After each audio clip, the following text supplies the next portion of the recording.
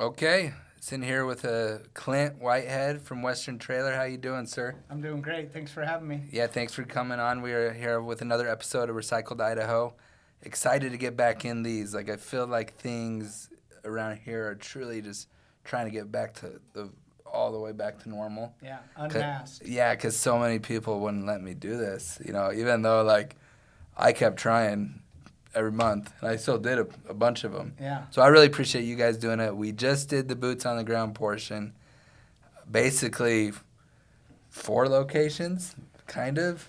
Yeah, essentially. Essentially, including CJ Precision. Yep. 4 different locations. So that's going to be awesome to share it with everyone. That'll be good footage. But this is where I really like to dive into like the history, your history.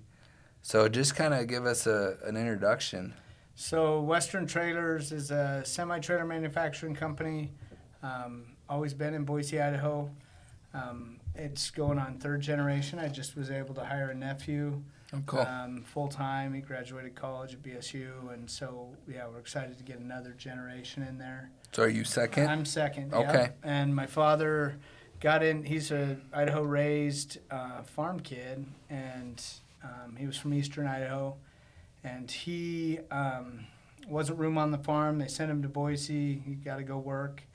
And he went into the Air Guard, started working with sheet metal, working in trailer repair, or in truck repair back then. And then This was at the Air Guard? Yeah, This? the Air Okay. Guard. He learned sheet metal work and repairing planes during the Vietnam War.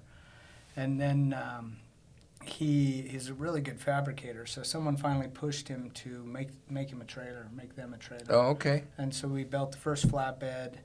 Then we built some hoppers, and we got into cow trailers. Where did he build his first trailer at? So we were located in a barrack on the air base right over here off Gown Road. Oh, really? Yeah, literally across the street, pretty much. That's awesome. Yeah, it was actually, I think the first shop was maybe an old gymnasium on the base. So it was there's so many businesses.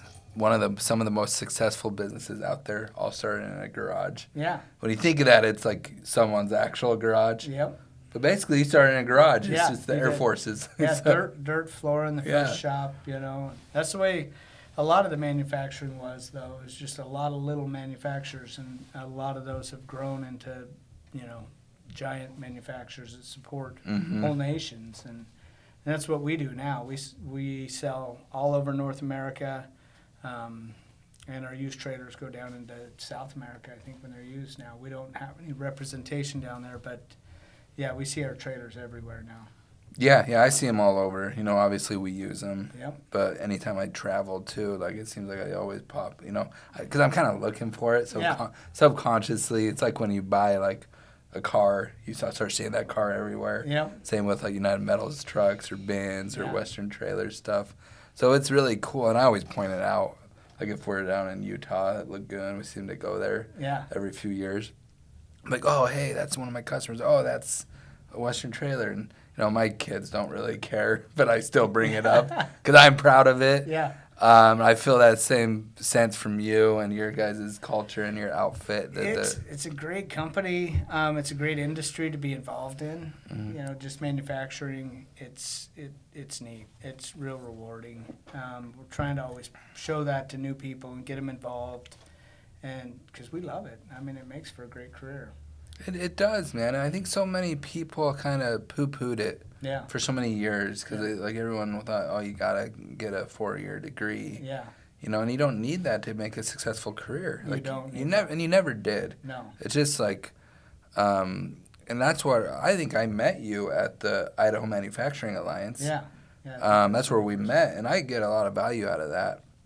So I've been part of that for, I don't know, since the beginning. Yeah. So it's been a while now. I really enjoyed that also. And I love it. They do a great job. Sherry, Tiffany, and everyone else involved with that, they do a great job. And that's where I get to meet people like you.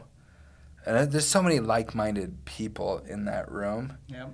And I love, like, teaching the kids. Like, I love, like, showing the kids, like, kind of hoping the next generation we get some more people that maybe would have tried a 4-year degree when shouldn't have been their route in the first place. Yeah. Yep. Yeah, and that's changed with the schools, and they're trying to bring it back. The rural schools really are doing a great job, and Boise could be a little easier to get kids into different trade classes. They kind of make it inconvenient in this part of the city, but other cities around here in the valley, it's really easy to get to a trade class. It seems like it's getting better. Yeah. I feel that way too. I have two daughters, and I know you have your 3. Yeah. So we're seeing, I try to be involved as much as I can. So I try to go to the career days and Earth Day and stuff like that. And just talking to you earlier, like, here I'm involved. I felt like I was doing a good job, but you're on the next level. Like, you're going to talking to a lot of students. I like to get involved with the schools, and I can't locally right here in Boise, but because they have one trade center, and we participate a little bit in that, the Dennis Technical Center. But the other school districts really invite us in, and I like to do that and put on weld competitions, just go and speak about careers. Donate scrap metal when I can, something for me to weld, things like that. Any way you can get back, and you get to meet some great kids. And if I can land a few of them and give them a great career, it's excellent. So what year were you guys officially founded? So Western Trailers became Western Trailers in 1969. Prior to that, it was called COTEM. And my dad owned COTEM, but they did mainly truck repair and very little trailer manufacturing. But it became Western Trailers in 1969. Because you guys just had your 50th a few years ago, right? Gosh, that's already been a few years now, huh? Yeah. Felt like we just went to it. Yeah, it was. That was a good celebration. And your dad spoke at that, right? Yep. Yeah, we had the governor and the mayor. I met your dad for the first time there. Refresh my memory. Jerry. Okay, Jerry gotcha. Whitehead, yep. Jerry. So Jerry started it. Yep. He's now he's the chairman. Okay. And they made me president 2 years ago. And you're president. Yep. Okay. So he's still involved. He's still involved. Yeah. He's semi-retired a little bit. Mm-hmm. Still involved a lot. Well, he's earned it. He's earned to take a break. Yeah. If he wants to. I think a lot of people don't want to. They don't. He's like us. They love coming to work every day. Yeah, and that's the beauty. I was just talking to our video producer Brady about like how much I love coming to work. I was like, I wish everyone loved coming to work like I did. And I try to figure out how to get people to think like that and love it. And I realize that one's gonna think that way, and I also realize a lot of people think I'm probably full of shit sometimes. But we're not. But I'm not. So going back, kind of give me like a rough rundown. Like, you showed me all these different locations, but that couldn't have been. I had to take time to get all that because that was impressive what you just showed me. Yeah, that all has been built up over time. We're always growing. We just purchased land in California. We're going to set up a parts department down there. We've got a sales guy in Woodland, California. We're going to have to add more manufacturing. Are they just going to do parts in California, or are you going to do repair like they're just doing here? Parts, just the parts. For now, okay. Yeah. There's a lot of really good repair shops down there already that we use. We're always looking for more growth. We're going to add another manufacturing facility. COVID kind of shut down our plans to build a new manufacturing facility, and we're letting materials kind of calm down. But in the next 2 years, we're probably going to have another whole manufacturing facility just to build aluminum flatbeds and aluminum belt trailers. Right here in Boise? Either in Boise or somewhere in the Treasure Valley. Somewhere. Yeah. You got to find the Find spot. the people. Yeah. Wherever. Yeah, people can't afford housing here in Boise right now. We have a lot of family down in California, in the Fontana area, LA area. Yeah. And my wife's cousin just bought a house. They finally were able to, and it's kind of cool. I don't know the name of the company, but her husband works at a place that builds trailers. And he's really proud of it. He always shows me, look what we built. Yeah. And I was like, oh man, I know some guys that build stuff like that. So they're down there. But they bought a house in the LA area. Literally, it was about the same price as here. Wow. So it's crazy. Yeah. And everyone's having that same problem. And I might as well ask you, what are you guys doing? How important do you think it is to have a good culture to get employees there? Because I think about that a lot. We do. We're always looking at that, and holding different meetings, trying to make sure everybody's happy, what's going on with the culture. But we're always working on retention. A pretty cool thing that we did to just make it a great place to work is we put in our own doctor's office. I didn't know if you knew that. That's part of the tour that we didn't do, but we could go back and film that. We could. We forgot should. about that. We should do that part. So Because, no, I went to your grand opening. Yeah. Yeah. So we actually have our own doctor's office, free medical care for our employees and anyone that's on their insurance, free prescriptions. You know, and a $30 copay is a lot of money. Yeah. You know, when you got kids and, you know, anytime you have to go somewhere, it's $30. So they can go there for free, no copay. They don't even accept money there. They don't have a cash register. Not at all. Okay. Nothing. Everything is free for employees. If you gave someone $30 when you were there, they were doing something wrong. Yeah. Yeah. So that's pretty neat. We're always looking at ways to make it, to save them money, make it a great place to work. How long has that been open? We're Your 2.5 doctor office. years now. Okay. Yeah.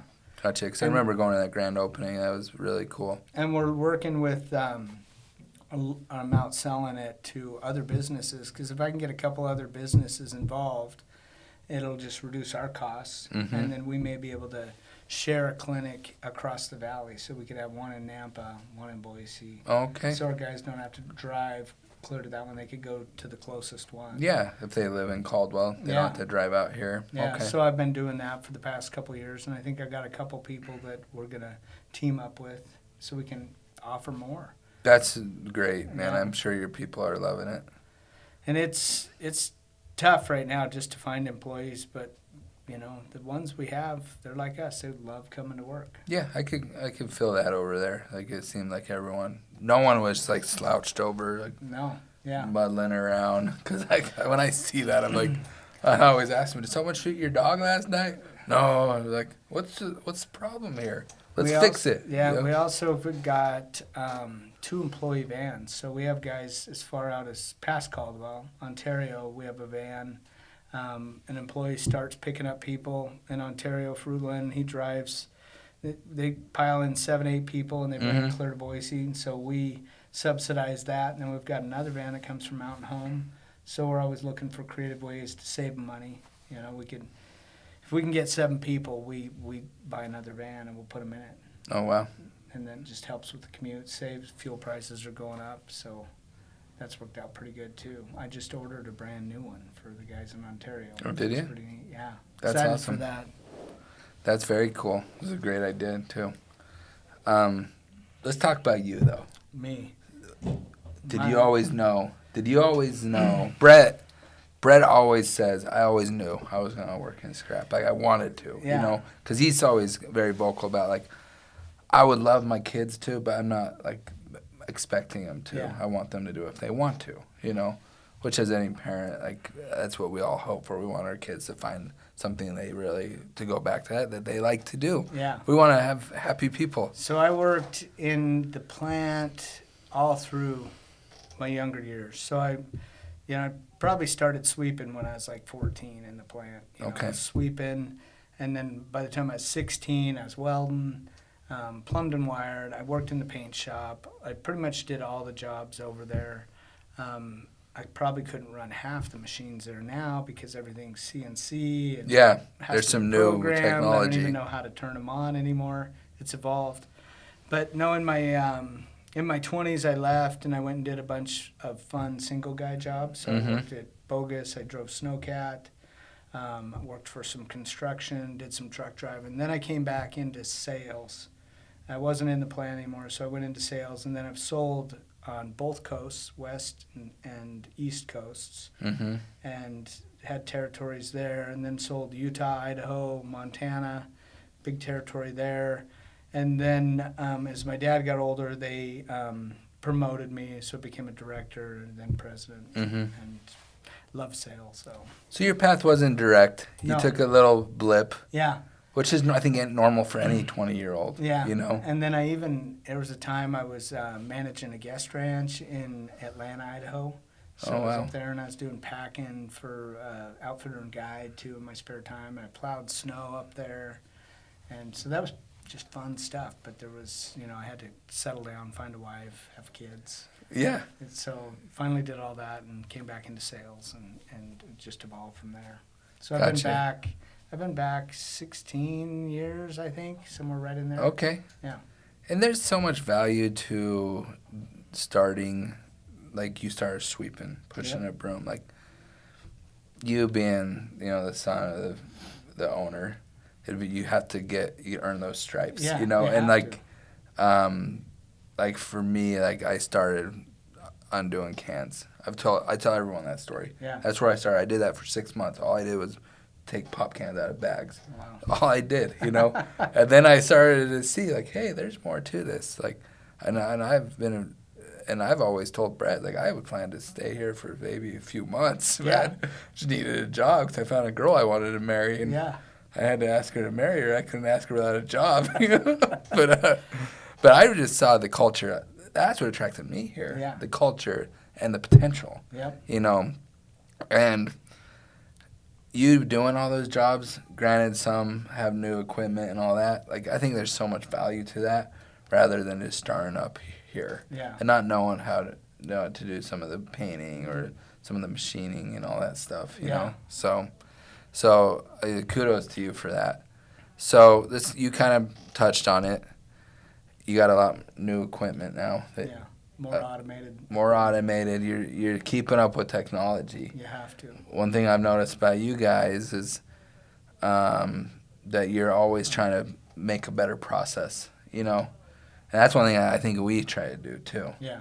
Like we're always trying to, and I always say it this way, we always try to put ourselves out of business. Yeah. And people like kind of scratch their head when I say that. Yeah.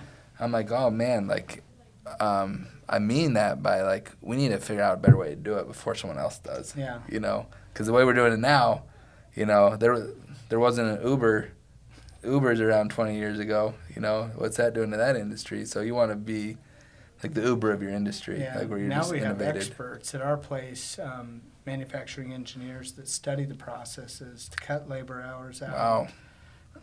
We've probably got, 20 engineers up there in Draftsman, and just, building better parts, making trailers more repairable for our customers, making a better product. So, yeah, it has to evolve. You can't go stagnant. We're always got new models that we're trying to work on that we can't even get to. We're so busy. Mm-hmm. But we've got numerous models that we'd love to bring to market, and we just can't get them there, especially right now. But you're working on them. Yeah. So some like two new styles. Yeah, new Nice. styles, new products, lighter weights. In our industry, lightweight, that's what That's it's all about. what you need, and, right? and long life.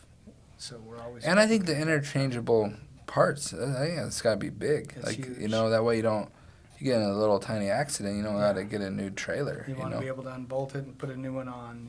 Yeah. And that's not as common, like that philosophy, that's not as common in this day and age. More of it, like things are built to like if one thing breaks, you got to buy a whole new thing, you know? That's a lot. And I think it's refreshing to see in your industry it's not the case still, Yeah.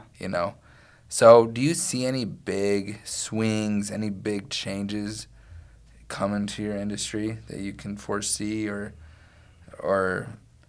any innovations that you're hoping to see? I don't know. It's some of the stuff's going to be forced on us, like climate rules. Luckily, we're so diverse that we're not just building vans and reefers. We sell those. We sell Great Danes, but aerodynamics and different fuel saving concepts are coming out, and they're forcing these rules where there's not even technology that has caught up to it, and nobody likes to be forced to do anything, but that's some of the stuff that we'll see coming. Mm-hmm. But like carbon fibers and things like that coming into the industry, it's coming, but it's not quite there. It's not readily available everywhere. Electric vehicles, that's something that's coming with the semi-trucks. But the cost, like we priced one out for our local truck. Yeah. And, it's $200,000, $250,000 more than what we pay now. So we're not going to run out and buy this stuff, just to not run fuel. There's so much new technology. It's kind of like, I almost compare it to like when Blu-ray came out. There was also, I don't even remember what it's called. Like there was a different one. There was two of them. Yep. I feel like that's the case with so much of this technology. So it's so hard to know what to do. And I'm not talking about a DVD player. Like we're spending $200,000. It's a big commitment, you know. And I talked to a guy named Pete Thomas about PGM markets, platinum, palladium, rhodium. He's been talking about the Tokyo Olympics running all on hydrogen fuel. So that's different. Now they're talking about hydrogen cars, not just electric, not just like not just your Teslas. Yeah. Something more like in the middle. And I don't even understand. I can't wrap my head around it all. You know, but it's not here yet. No, it's not here. And is that going to come our way? Is that going to change? That could change a lot of things. Like that could in my industry too, because those cars have different components that are recyclable. We have to deal with the batteries at end of life. You know. Yeah. And then I never even thought about the aerodynamics of your trailers coming into. Yeah, they're making us do, low rolling resistance tires on trailers going into California, tire pressure. Is that all government stuff? Yeah. Okay. And certain models will be forced to put all that stuff on. I mean, it's no option. You have to buy it this way. And there's probably some stuff they haven't looked at though. Some risk they're accruing by doing some everything of that. that you add adds cost and weight. And so some of it just doesn't make sense to me. And, and it really doesn't make sense if they ever force, agricultural guys to do it. Shorter hauls doesn't make any sense. They never get up to speed. Yeah. And they're losing payload. And so we try not to the new gimmicks, just put them on our trailers. We try not to.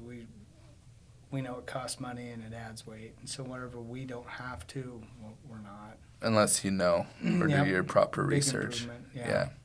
We do some cool things. Like we work with University of Idaho. We did some mini wind tunnel testing on some of our trailers just to check what we currently build, and is there an improvement the way we build our trailers? And there is, like our hopper trailers.